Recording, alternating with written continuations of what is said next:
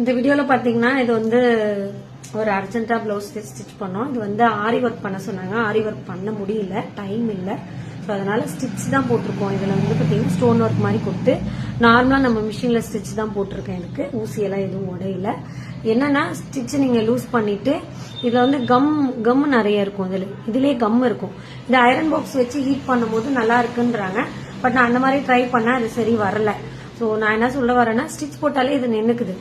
Come போட்டு ஓட்டணும், risk எடுக்கணும், பிளவுஸ் கச்சன்னு அங்கங்க கம் ஓட்டிக்கிட்டு நல்லா இருக்க மாட்டேங்குது.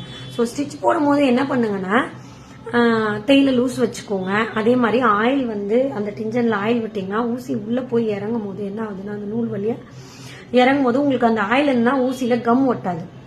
ஸோ இந்த மாதிரி ஃபாலோ பண்ணி பாருங்க. கண்டிப்பா நம்ம நார்மல் மிஷின்லயே அதை ஸ்டிச் பண்ணலாம். கம் போட்டு ஒட்டணுன்ற அவசியம் கிடையாது. ஸோ ஆரி ஒர்க் ரேஞ்சுக்கு பாத்தீங்கன்னா இந்த பிளவுஸ் வந்து ரெடி ஆயிடுச்சு. ஃபங்க்ஷனுக்கு போட்டு போற அளவுக்கு இந்த வீடியோ எனக்கு உண்மையா சொல்ல ஸ்டிச் பண்ணும் போதும் நல்லா இருந்தது. அப்புறம் இந்த பதிவுல இன்னொரு விஷயம், நிறைய கஸ்டமர் வந்து அர்ஜென்டா பிளவுஸ் கொடுக்குறீங்க. நான் இல்லைன்னு சொல்ல கிடையாது, கொடுங்க, ஸ்டிச் பண்ணி தரோம்.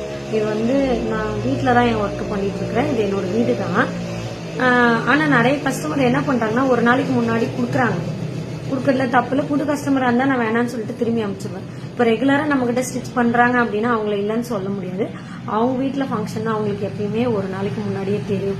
ஒரு நாளைக்கு முன்னாடி இல்ல, சாரி, 1 வீக் முன்னாடியே தெரியும். அதே அவங்க வீட்டு ஃபங்க்ஷனா இருந்தாலும் 15-20 நாளைக்கு முன்னாடியே அவங்களுக்கு தெரியும். பட் ஆனா ஏதோ ஒரு சிச்சுவேஷன்ல ஃபேமிலி சூழ்நிலைக்காக அவங்களால டக்குன்னு ஒரு சாரீ எடுக்க முடியாது, மணி இஷ்யூவா கூட இருக்கலாம். ஸோ அதனால அவங்க எப்படி இருந்தாலும் நம்ம ஸ்டிச் பண்ணி கொடுத்துருவோன்ற நம்பிக்கையில தான் எடுத்துட்டு வராங்க. நானும் ஸ்டிச் பண்ணி தரேன் தான் சொல்றேன், இல்லன்னு சொல்லல.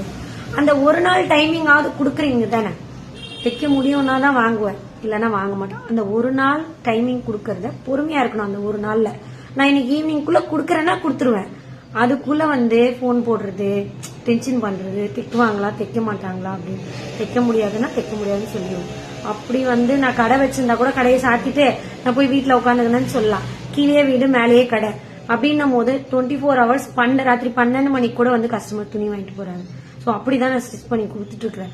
ஒரு அர்ஜென்ட்டுக்கு நைட்ல வாங்குறோம் அப்படின்னா நைட் 12 மணிக்கு கூட கொடுக்குறோம். கஸ்டமர் வந்து வாங்கிட்டு போறாங்க. இதுல என்ன ஒரு சில கஸ்டமர் வந்து கொடுக்கறது ஒரு நாளைக்கு முன்னாடி, அதுல பாத்தீங்கன்னா வந்து நாங்க வீட்டுக்கு எடுத்து போய் கொடுக்கணும்னு நினைக்கிறாங்க. தப்பு யாருது இதுல? நம்ம போய் நைட் 12 மணிக்கு அவங்க வீட்டுல போய் கொடுக்க முடியுமா? அவங்க கிட்ட வண்டி இருக்கு, கார் இருக்கு, எல்லாமே இருக்கு. ஆனா அவங்க வந்து வாங்கிக்கணும், நம்ம வந்து டைலருக்கு டைமிங்கே கொடுக்கல, இருந்தாலும் அவங்க ஸ்டிச் பண்ணிட்டாங்க, நம்ம போய் நேர்ல போய் வாங்கிட்டு வரணும்னு கூட நினைக்கிறேன். நிறைய கஸ்டமர்ஸ் அந்த மாதிரி இருக்காங்க. அந்த மாதிரி தயவு செஞ்சு பண்ணாதீங்க.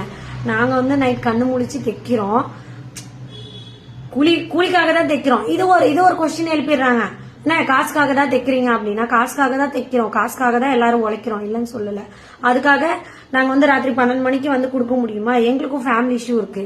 எங்களுக்கும் வந்து ஹஸ்பண்ட் வந்து கேள்வி கேட்கறாங்க, அவங்களுக்கு பதில் சொல்லணும். ராத்திரி 12 மணிக்கு அப்படி கொடுக்கணும்னா அப்படி என்ன அவசியம்? நீ துணி தைக்கணும் அப்படின்னு கேட்கறாங்க. நம்ம கஸ்டமர், பழைய கஸ்டமர் நம்ம கிட்ட தேடி வராங்க, அவங்க விட்டு போக கூடாதுன்னு நாங்க உழைக்கிறோம். ஆனா அந்த உழைப்பு கூட சில பேர் புரிஞ்சுக்கிறது இல்ல. அந்த மாதிரி தயவு செஞ்சு பண்ணாதீங்க. நேத்தெல்லாம் ரொம்ப எனக்கு ஒர்க் டென்ஷன்ல ரொம்ப ப்ரெஷர், ரொம்ப டென்ஷனு, என்னால வேலை செய்ய முடியல, சாப்பிட முடியல, அந்த அளவுக்கு என்ன ப்ரெஷர் பண்ணிட்டாங்க எல்லாரும். அந்த மாதிரி தயவு செஞ்சு பண்ணாதீங்க. கொடுங்க, டைமிங் கொடுங்க, ஒரு 2 நாள் கொடுங்க, ஒரு நாள் கொடுங்க, இல்ல 1 hour டைமிங்ல கூட நான் பிளவுஸ் வச்சு கொடுத்துருக்கேன், நான் இல்லைன்னு சொல்ல. ஆனா இந்த மாதிரி தயவு செஞ்சு பண்ணாதீங்க. ரொம்ப கஷ்டமா இருக்கு, சீரியஸ்லி ரொம்ப கஷ்டமா இருக்கு.